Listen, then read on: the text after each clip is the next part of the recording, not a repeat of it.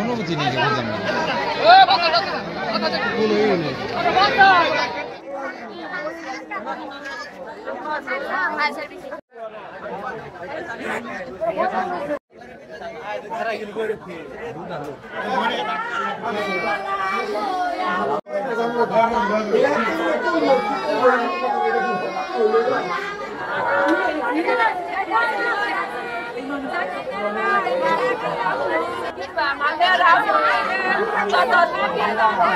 ওর মা নিখোঁজ টাকা গেলেন ওই ওর বাপের নিয়ে 3 দিন পরে খুঁজছে, খোঁজার কারণে পাই নাই, না পাওয়ার কারণে ওর বোনের ফোন দিছে, বন্যামারে ফোন দিছে, বন্যামারে আসছে, আসে পরে বন্যামারে খুঁজছে, পাই নাই, না পাওয়ার কারণে গতকালকে রাত্রে ওর বাপ 9টা 11টা বাজে বাজার থেকে আসছে, আসার পরে এসে নামাজ পড়ছে, নামাজ পড়ে খাওয়া দাওয়া করে ঘরে শুয়েছে, শোয়ার পরে হজর নামাজ পড়তে দেয় নাই, না দেওয়ার কারণে সকল এলাকার লোকজন খুঁজতে মুখ লুক নাই এস্তু খেলাইয়া তার বাপের টাকা পয়সা দিচ্ছে না সঠিকভাবে, তাই মনে করেন তার বাবারে মাস।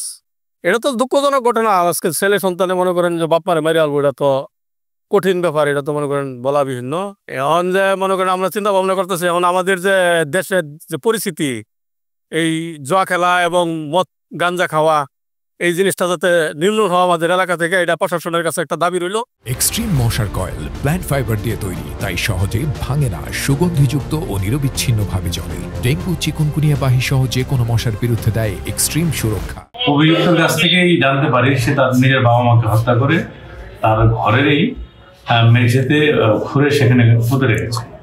সেখান থেকে আমরা যখন উদ্ধার করি ডেড বডিকে আমরা থানায় নিয়ে আসি এবং পরবর্তী তার সাথে বিস্তারিত আলোচনা হয়, সে পুরো ঘটনা খুলে বলে। সেখানে সে জানায় তার বাবা মার উপর তার খুব ছিল মূলত তার বন্ধুর কারণে অনলাইন জুয়ায় আসক্ত হয়েছিল, কিন্তু এটা তার বাবা মার প্রতি তার রাগের কারণে। তাকে জিজ্ঞেস করেছে জুয়ায় সে কখনো বেনিফিটেড হয়েছিল, লাভবান হয়েছিল কিনা, বলেছে যে সেই জুয়াটা আসক্তির একমাত্র কারণ তার বাবা মা তাকে সহায়তা করে না, তার বোনরা তাকে ভাই হিসেবে মূল্যায়ন করে না, এর আগে সে জুয়ায় অভ্যস্ত হয়ে গেছে। এবং পরবর্তী খুনের যে পরিকল্পনা তাৎক্ষণিক, এটা আগে সে পরিকল্পনা করে নাই।